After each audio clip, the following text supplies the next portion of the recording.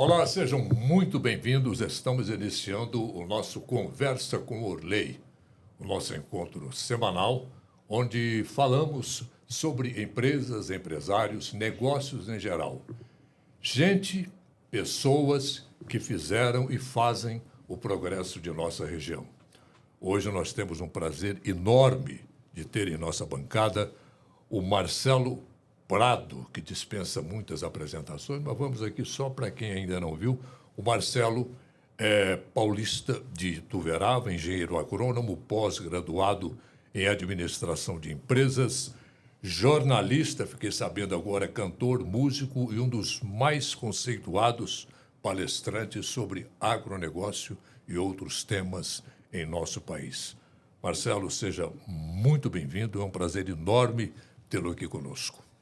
Olá, Orley, para mim é um prazer enorme também estar aqui hoje com você, batendo esse papo e muito feliz de poder participar do programa que tem tido uma audiência tão importante e a gente poder falar um pouco, né, sobre a nossa vida, sobre o mundo empresarial, sobre o agronegócio, sobre os desafios aí de trabalhar, de ser empresário e tudo que a gente faz para construir coisas boas, para ajudar o nosso país a evoluir e crescer. É isso aí. Marcelo, agora é julho, né? Julho ou junho, você está completando 45 anos de formado como engenheiro agrônomo. Quase meio século, hein, bicho? Passa rápido, viu, Orley? A gente nem percebe, né? Um dia desse eu era um garotão de 17 anos entrando na faculdade e já se foram 45 anos de formado e eu me formei no início de julho, se não me engano foi dia 1º de julho, e no dia 3 de julho eu mudei para Uberlândia e comecei a trabalhar na época no Grupo Algar, que na época tinha o nome de Grupo ABC, né? Me lembro. E trabalhei lá por 21 anos, aí em 99 houve uma reestruturação, eu saí e eu tinha muita vontade de continuar morando em Uberlândia. Eu me adaptei muito bem aqui, gosto muito da cidade, tenho muitos amigos e a família da Camila, minha esposa, é toda daqui também e eu não tinha vontade de sair daqui e eu entendi que era a hora de eu começar a empreender, né?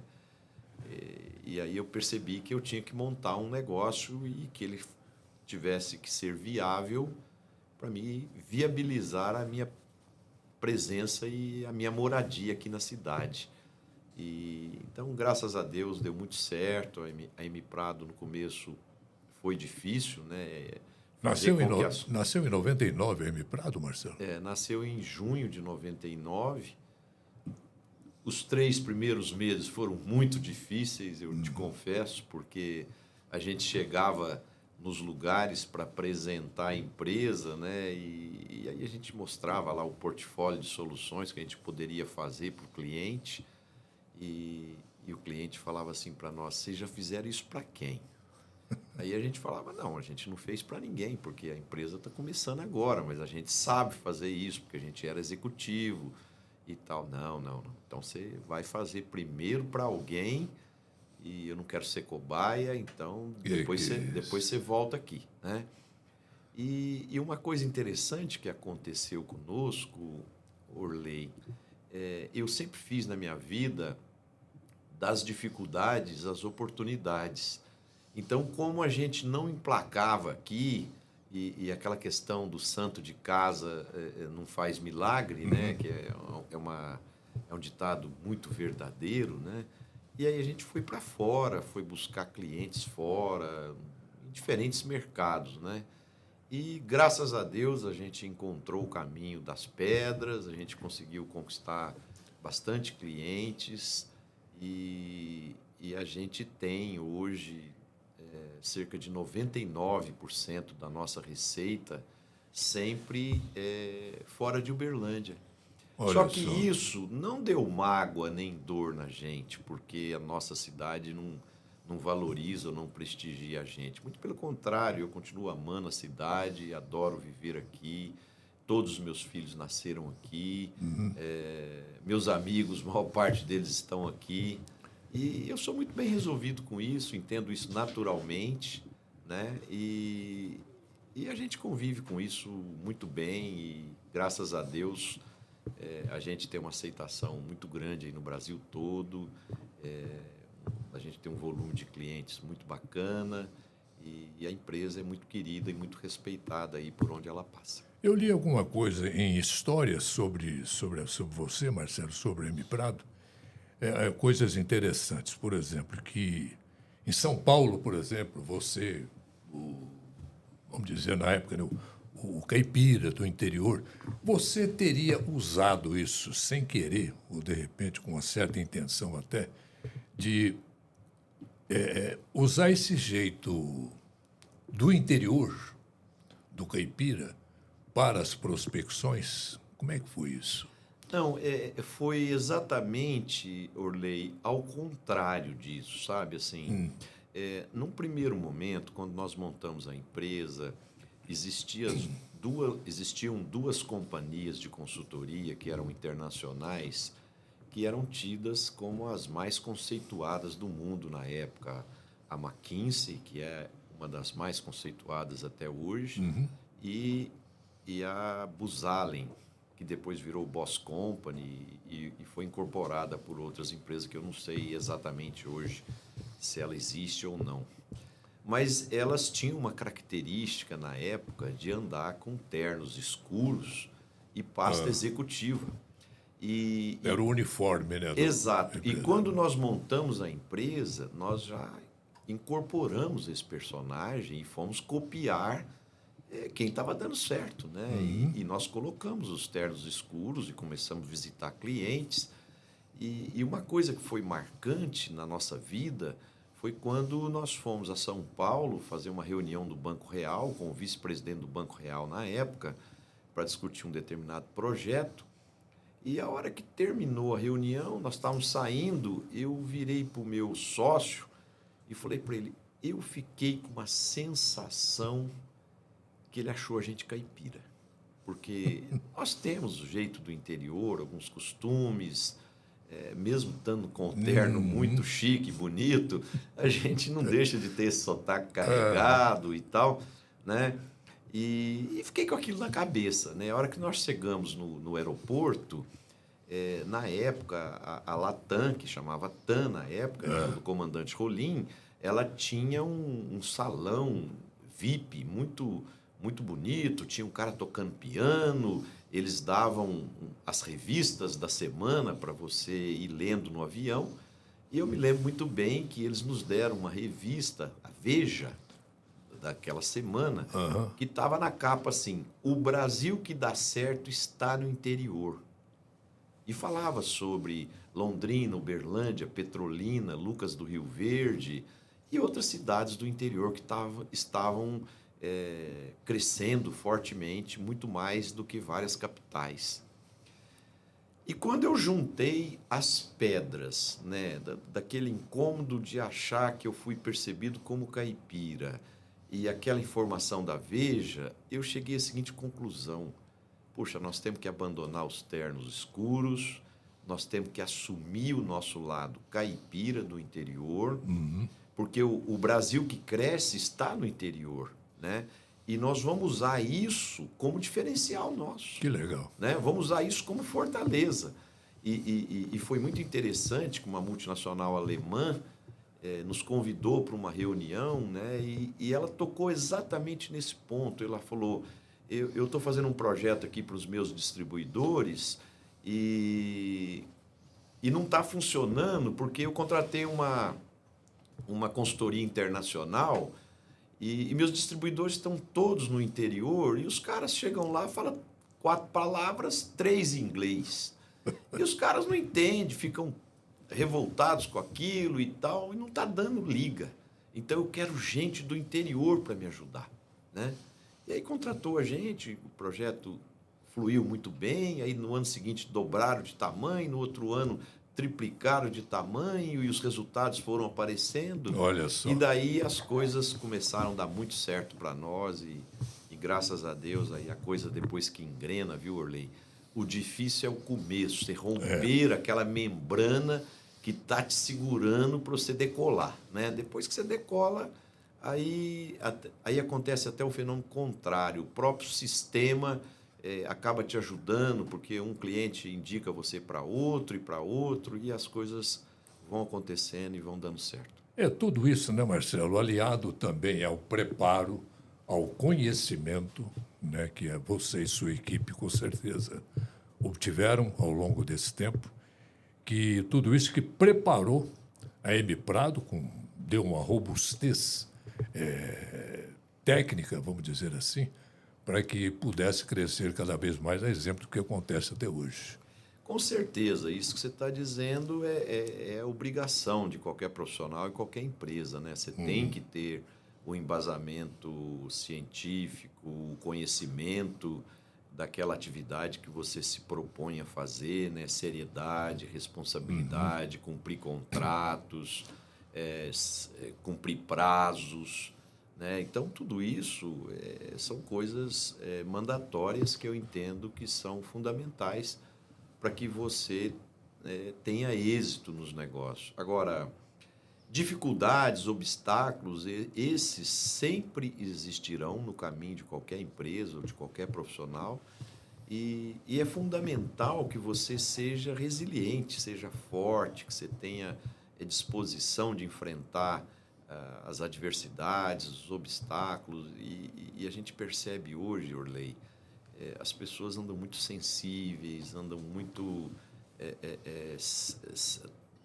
se magoam muito rapidamente, muito facilmente, ficam depressivas muito facilmente.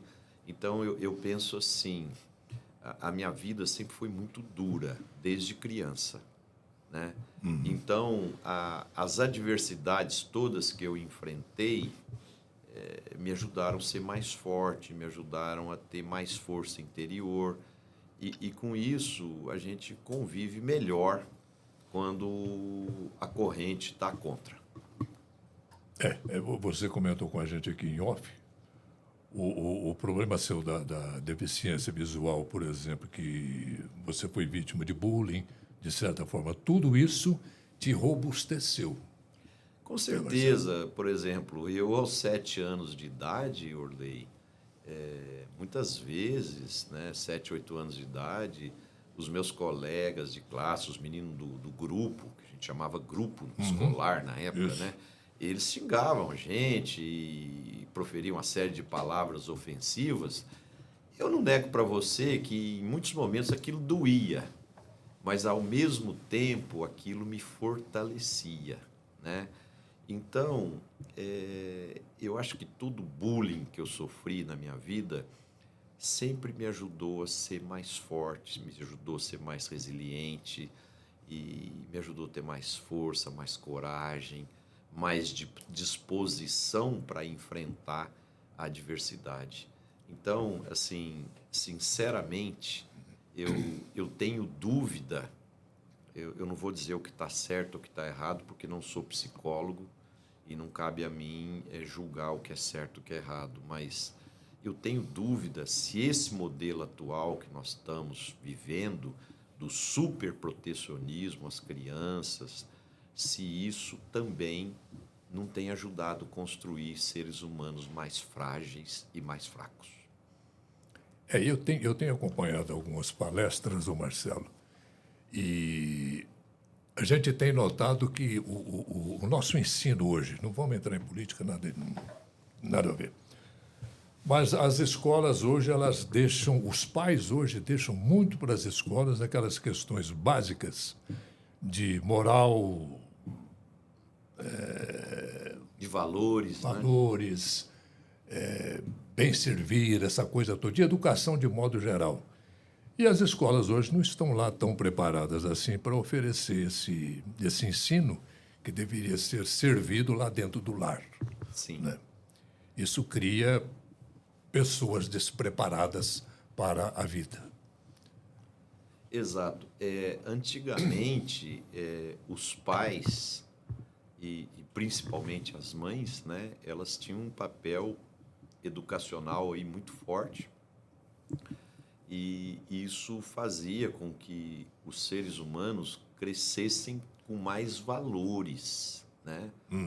Então, hoje em dia, a gente vê que há um percentual muito grande da sociedade, da comunidade, que tem valores muito questionáveis, né? Por exemplo, eu nasci numa cidade de 40 mil habitantes, que eu me lembre durante a minha infância toda, dos 7 anos aos 17 anos, só houve um assassinato na minha cidade. Não me Olha. lembro de outro. Assalto, furto, isso não tinha, não existia isso. Não existia. Quer dizer, então, hoje a gente aprendeu a conviver com isso como parte do processo, né? E isso é tão chocante. Virou rotina, né, Isso é Marcelo? tão chocante. Uma ocasião eu estava no Egito e eu estava num hotel e eu queria jantar num restaurante 400 metros do meu hotel. E aí eu desci no saguão do hotel, marquei lá o jantar, era 9 da noite, e eu fui perguntar para o rapaz da portaria se era seguro eu sair com a minha esposa para me jantar 400 metros dali, andando a pé. E o rapaz não entendia o porquê da minha pergunta. Ele falava, não estou entendendo a sua pergunta. Eu falei, será que meu inglês está tão ruim assim que o cara não me entende? Aí eu perguntei de outro jeito, e ele falava, não, eu não estou te entendendo, né? Aí eu fui mais claro, eu falei, aqui ó, estou com a carteira no bolso e o telefone no outro. Não tenho risco de ser roubado no caminho? Ele falou, de forma nenhuma. Aqui não tem ladrão. Olha. Aqui tem terrorista, ele falou. Terrorista tem, mas ladrão não. Ninguém rouba ninguém. Então, assim, são muitos valores. E o que está acontecendo, né, Orley? A gente aumenta a altura do muro da casa da gente, bota uma cerca elétrica, muda para um condomínio, fica trancado lá dentro. Poxa, é muito triste isso. Nós perdemos o direito de ir e vir. A minha infância, o meu quarto dava para calçada, para rua. E na época a gente não tinha ar-condicionado. Então, quando estava calor, a gente abria a janela e dormia com a janela aberta, dando para a rua, né? E qual era o risco de alguém entrar dentro da sua casa e pular ali no seu quarto? Era zero. As pessoas no final de tarde, começo de noite, né, Marcelo, se encontravam nas portas das casas, sentavam para bater papo, tomar café, jogar a conversa fora. Exato. Isso foi, bons tempos. É.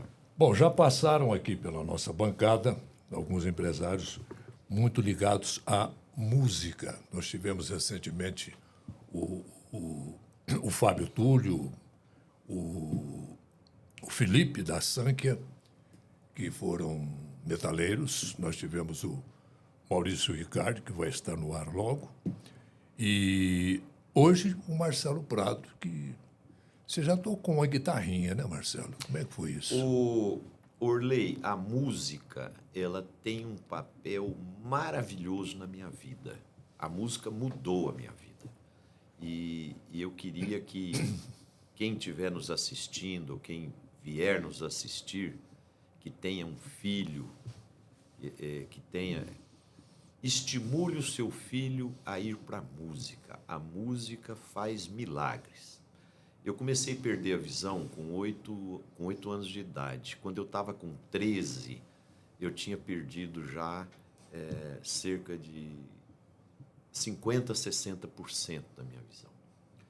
E nesse período, eu tive muitas perdas. Muitas perdas. E quais foram essas perdas? Não foi só a perda da visão. A perda da visão te gera consequências, né? Então, por exemplo, eu era um bom jogador de futebol, jogava no time da associação, do clube. E eu era o número 8 do time, titular. E à medida que meu problema de visão começou a agravar, o problema que eu tenho na retina, eu comecei a perder a nitidez em determinados pontos. Então, o que acontecia? Às vezes o meu colega passava a bola para mim e eu não via a bola. Em alguns momentos eu via, em outros momentos eu não via. Então, eu não era um cara confiável para receber a bola, né? E a agonia que devia dar, né, Marcelo? Então, o que começou a acontecer? Eu já fui para a reserva do time, aí o técnico não me colocava para jogar, né? E eu, para me enxergar na lousa, eu tinha que levantar da minha carteira e a meio metro da lousa para me enxergar o que a professora escreveu. Então, assim, tudo aquilo começou a me dar uma certa sensação de tristeza, de pensar, poxa, como é que vai ser o futuro? Como é que vai ser minha vida? Quem que eu vou ser no futuro? Né? Por mais criança que você seja, você pensa, você olha para o lado e fala, um dia eu quero ser aquele cara ali, ou aquele outro, né? E tal. Eu sei que isso tudo causou com que eu ficasse uma pessoa mais retraída por um tempo, mais tímida, um pouco mais calada, mais caseiro. E aí um dia eu fui assistir um show dos Beatles. Aos 13, 14 anos de idade, eu fui assistir um show dos Beatles. E eu fiquei encantado com a música dos Beatles. E outra coisa que me impressionou, naquela época, as moças eram tão fissuradas com os Beatles que num show dos Beatles no estádio, assim, acontecia 50, 100 desmaios das moças, de emoção de ver a música dos Beatles. Histeria, né? E aí eu comecei a pensar, falei, poxa, eu estou perdendo a visão, estou ganhando audição, estou ganhando memória. Será que eu não posso ser um bom músico? Eu comecei a ver naquilo uma oportunidade para mim, né? E aí eu entrei na escola de violão, estudei 6 meses, aprendi a tocar muito bem violão, guitarra, e tentei entrar na banda. Na minha escola, tinham 2 bandas grandes lá em Ituverava, que já eram profissionais, e tinha uma terceira banda subindo, evoluindo, que poderia ser uma banda profissional também. E aí eu tentei entrar na banda, mas o pessoal falou para mim, não, Marcelo, nós já temos os guitarristas aqui e nós temos vaga para tecladista. E aí eu fiquei muito triste, não consegui entrar na banda, contei a história para minha mãe, e minha mãe falou para mim assim, falei, meu filho, com a capacidade de audição que você tem, com a inteligência que você tem, você vai conseguir aprender a tocar teclado. Eu falei, mãe, mas a guitarra é de corda, o teclado é de tecla, é muito diferente. Ela falou, não, mas o ouvido que você tem é o mesmo. Comprou o teclado para mim, em 3 meses eu aprendi a tocar teclado e entrei na banda. Entrei na banda, comecei a tocar teclado, depois aprendi a fazer segunda voz, depois aprendi a fazer a primeira voz, comecei a cantar algumas músicas e aí, depois de um certo tempo, me tornei, junto com o guitarrista solo, os 2 principais vocalistas da banda. E aí minha vida ficou fantástica, aí eu comecei a ganhar dinheiro, a gente tocava toda sexta e sábado na região toda lá, era baile das debutantes, baile do Havaí, aquela coisa toda. E aí foi muito bacana e aí a minha vida começou a dar certo. Aqui, a verdade é que você continuou tocando também, né? Em algumas ocasiões. Não, quando eu vim para cá, já formado, Orley, eu estava tentando fazer um estilo de um rapaz mais sério, sabe? Eu queria passar uma bobagem que estava na minha cabeça na época, né? Se eu fosse um guitarrista, talvez eu poderia ser misturado com a minha competência profissional na época. Foi um erro meu e eu reconheço isso publicamente, né? Então, eu fiquei 18 anos sem tocar, Orley. 18 anos sem tocar. Até um curso que eu fiz nos Estados Unidos e o professor falou para mim, falou, vocês lá no Brasil estabelecem muito padrões, né? O cara, para ser empresário ou executivo, tem que estar de terno, pasta executiva e tal. Aqui nos Estados Unidos não é assim, as pessoas são descontraídas, o presidente da empresa X usa parafina no cabelo, o outro usa não sei o quê e tal. E aí eu cheguei à conclusão que ele estava muito certo e que eu estava errado, né?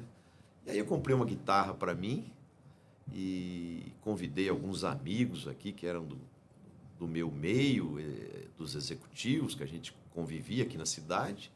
E entre eles, o Maurício Ricardo, aí, que você entrevistou a semana passada, cantava comigo lá. A gente tocava no London, lá do Davi, e a gente tocava no Cajubá, né? Então foram momentos muito, muito bacanas e a gente curtiu muito. E a gente fazia as apresentações, pegava o cachê e doava para uma instituição de caridade. Então foi uma época bem divertida, mas dá trabalho também, viu, Orley? Não é só diversão, não, porque a gente tinha que ensaiar. E eu lembro direitinho, eu gostava de fazer a seleção do Creedence Clearwater Revival, né? Eu fazia aquela voz rouca lá do John Fogerty, que é o vocalista. Have you ever seen the rain? Exato. E eu queria tocar a seleção do Creedence, e aí 2 colegas da banda falaram para mim, não, mas nós não vamos tocar, porque você não foi no ensaio essa semana, né? Eu falei, pô, eu não fui no ensaio, mas eu sei cantar, sei tocar. Não ensaiou, nós não vamos tocar, não. Né? Então, tinha também esses detalhes. Bom, aí começou não, já estava na fase das palestras, né, Marcelo? Você focou mais no agronegócio. Como é que foi? Esse negócio das palestras começou da seguinte forma. Em 1989,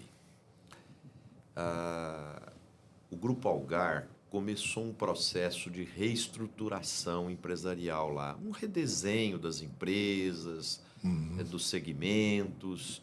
E na época, o Dr. Luiz Garcia contratou o Dr. Mário Grossi, que era um executivo italiano que trabalhava na Europa, e ele foi contratado para trabalhar aqui no Brasil. E todo o processo de reestruturação que o Mário Grossi liderou na época,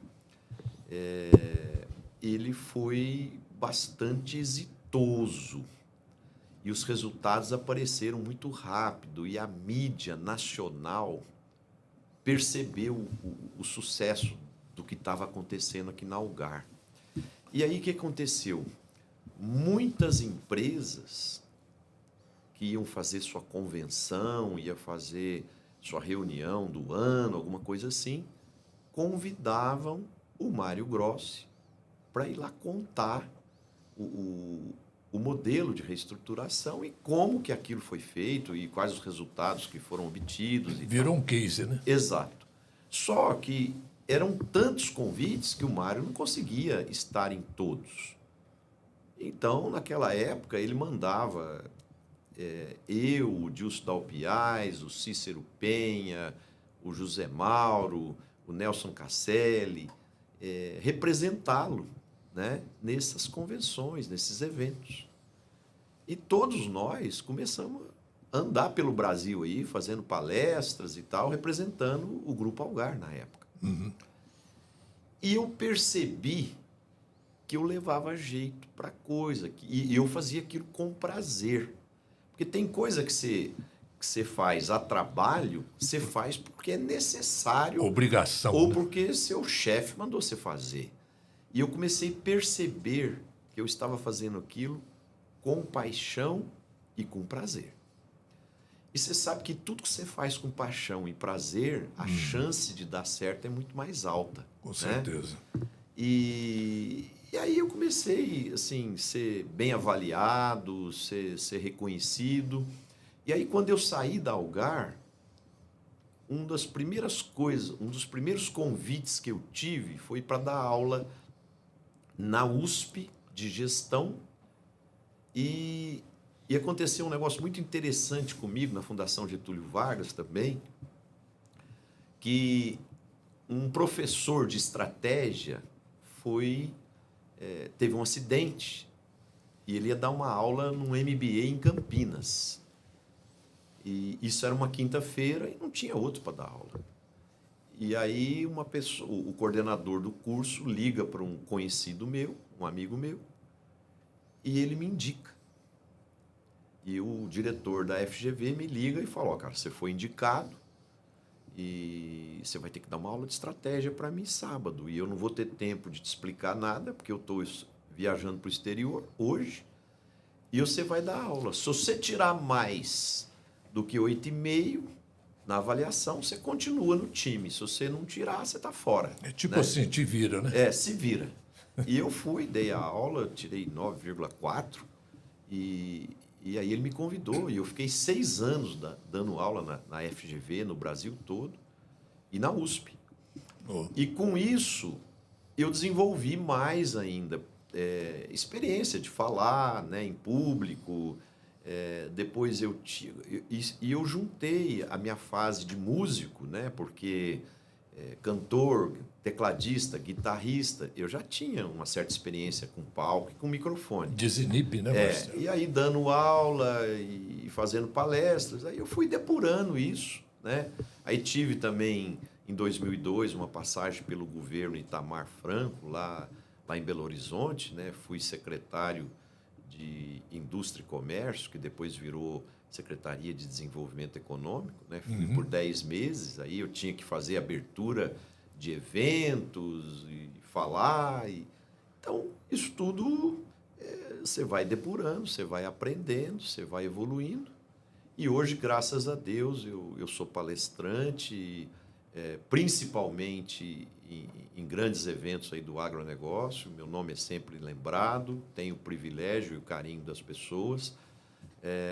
Eu acabo fazendo aí 5, 6 palestras por mês e gosto muito, faço com muito prazer e com muita alegria e paixão. E tem um detalhe, Orley, eu me preparo muito, porque muitas vezes a pessoa acha que fazer uma palestra é coisa simples. Não é simples. Primeiro que você tem que fazer, para quem está nos assistindo, quer ser palestrante, primeira coisa, tente entender qual o objetivo do evento, qual o público, quem vai falar antes de você, quem vai falar depois de você, qual é o objetivo maior daquele evento, né? Depois converse com o organizador, tente entender o propósito ali do evento, né? E prepare sua palestra sempre de forma personalizada para aquele evento específico, né? Você não pode ter uma única palestra que serve para tudo, porque senão ela vai ficar fora de sintonia com a expectativa da organização ou do público. Então, eu tomo muito cuidado com isso. Outra coisa que eu faço, como eu falo de N coisas empresariais, de cenários econômicos, de gestão, de liderança, de estratégia, de vendas, de cliente, né? Por exemplo, fiz uma palestra ontem. A palestra era às 7. Das 6 às 6h45, eu estava lendo as últimas notícias, tudo que tinha acontecido no mundo, no Brasil, para ver se tinha algum fato novo que fosse relevante que eu precisaria falar na palestra. Tem gente que não tem esse cuidado. Prepara um slide lá no começo do ano e usa aquela palestra para o ano inteiro. Isso é a vibe do jornalista também, então, né? Então, eu acho assim, às vezes você consegue algum espaço, algum reconhecimento, mas é com esforço, é com luta, não tem nada fácil, Orley. Não tem. O Marcelo, você derivou muito para o lado do agronegócio, né? Como é que foi isso? Bom, eu me formei em agronomia, eu sou filho de avós que eram fazendeiros, tanto de agricultura quanto de pecuária. Meu pai era agropecuarista, então eu cresci com essa influência. Meu sonho era fazer agronomia, fiz agronomia, me formei, vim trabalhar no Grupo Algar, trabalhei 21 anos no Grupo Algar, comandando a área de agronegócio do grupo. E depois, quando eu saí, o meu relacionamento, apesar de eu ter montado uma empresa de consultoria voltada para a gestão, o grosso dos meus relacionamentos e das minhas amizades sempre foram do agronegócio. Então, foi aqui que eu encontrei a estrada asfaltada para a empresa avançar, crescer, evoluir. Agora, não significa que a gente trabalha só no agronegócio. Nós já trabalhamos muito para hospitais, para empresas de seguro de saúde, já trabalhamos para bancos, já trabalhamos para universidades, já trabalhamos para indústrias químicas, empresas de segurança, transporte de valores, empresas de TI, empresas de tecnologia digital. Porque muita coisa, Orley, que é de gestão do agronegócio, também é de gestão de outros segmentos. Passa né? por todos os setores. Porque tudo é administração, né? Mas até hoje, mais de 90% da nossa receita vem de empresas do agronegócio. O agronegócio hoje, Marcelo, é responsável por mais de 50% de tudo que é exportado pelo país. Como é que você vê o futuro desse cenário? Para dar o número bem exato, 49,5%, né, no primeiro semestre agora. E um superávit só no agronegócio de 63,6 bilhões de dólares. Né? Então, é um setor muito importante que representa cerca de 27% de todo o PIB do país. É o setor onde o Brasil é muito reconhecido lá fora e é o setor que o Brasil é mais competitivo. O Brasil consegue competir com os Estados Unidos, com a Europa, com qualquer país. Né? E aqui está a grande área de excelência do nosso país, a vocação do nosso país.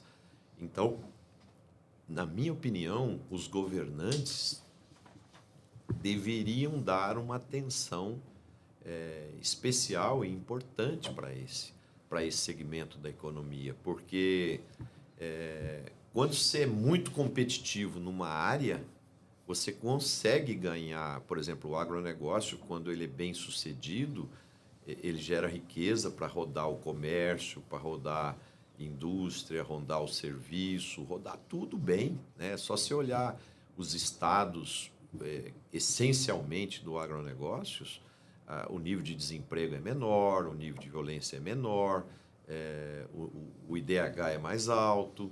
Né? Então, é isso, mas muitas vezes, por exemplo, você pega agora, o governo está ajudando a indústria automobilística, as montadoras de automóveis, né, dando subsídio para os carros. Esse setor é um setor charmoso, né? Quem não gosta de carro, quem não gosta... Mas a pergunta que eu faço é o seguinte: essa é a vocação do Brasil? Não que eu seja contra ajudar quem precisa de ajuda, não é isso. Mas eu penso assim, os países eles precisam entender onde estão os seus diferenciais, onde estão suas vocações.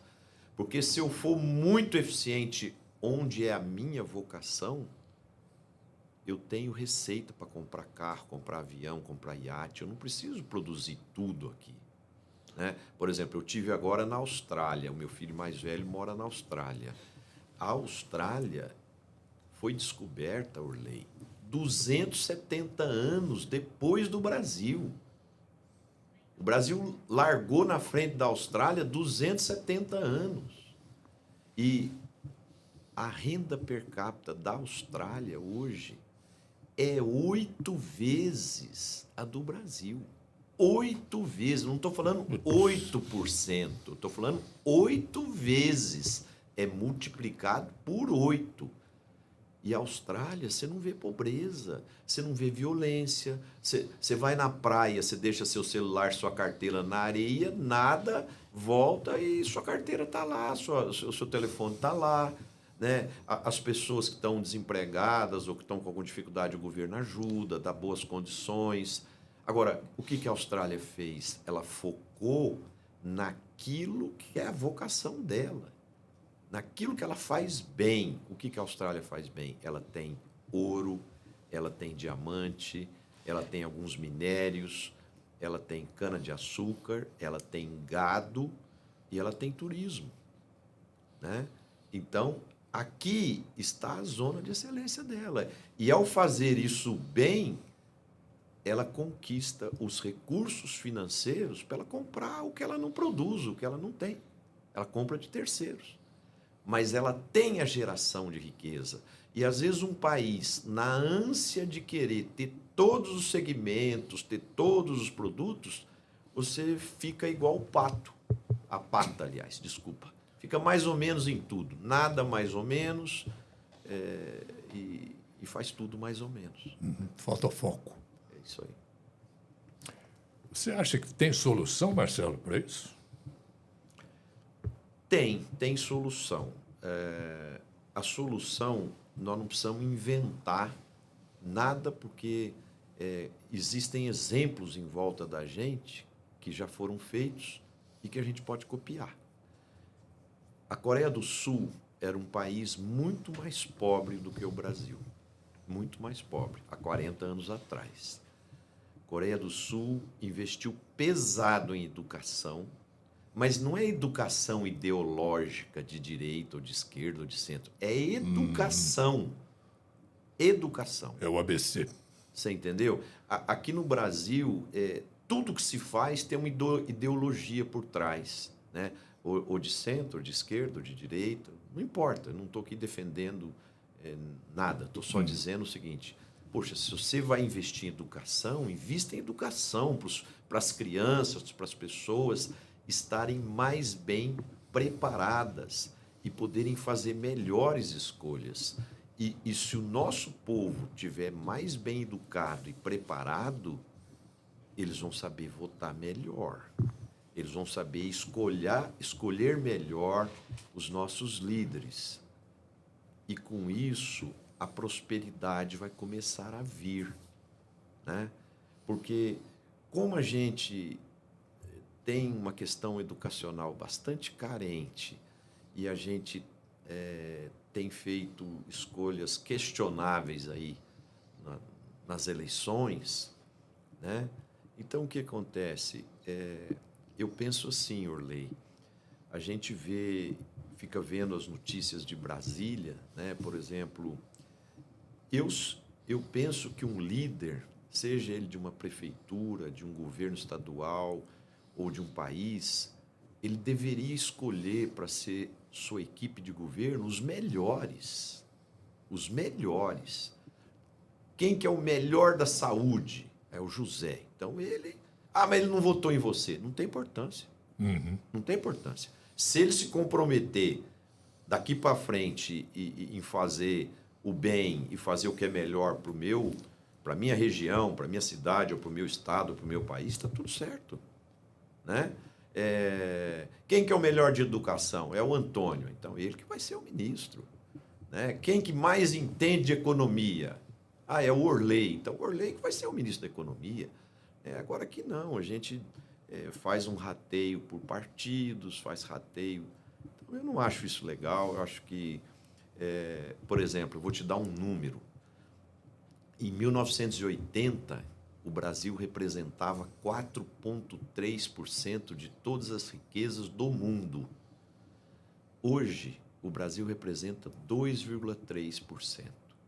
Ou seja, nós caímos para metade a nossa relevância. Aí eu te pergunto, será que o problema nosso é direita, é esquerda, é centro, é governo militar, não militar? Não. Nós tivemos nesses 42 anos aí, últimos 42 anos, governos de todos os tipos. O nosso problema é competência. Está faltando competência.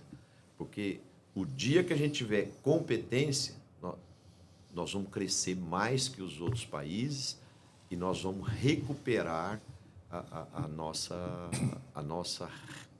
representatividade que a gente já teve no mundo, né? Então, eu acho que é isso. Mas o Brasil tem riquezas naturais espetaculares. Aqui não tem terremoto, aqui não tem vulcão, aqui não tem furacão. Não tem nada. O Brasil é abençoado, é um país abençoado. Muito bom, Marcelo. Uma bela aula que você acabou de dar aí.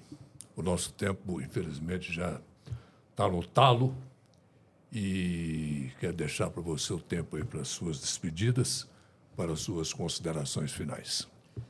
Orley, primeiramente queria agradecer a você e sua equipe aqui pelo convite, pela oportunidade, né, de bater um papo contigo e com os seus internautas e dizer para você que eu sou um brasileiro apaixonado pelo Brasil, sou apaixonado por Uberlândia, nossa região, e eu tenho muita fé, sabe, que nós vamos, em algum momento, encontrar o nosso caminho e a gente vai poder ser uma grande nação, com a grande relevância em diferentes áreas no mundo.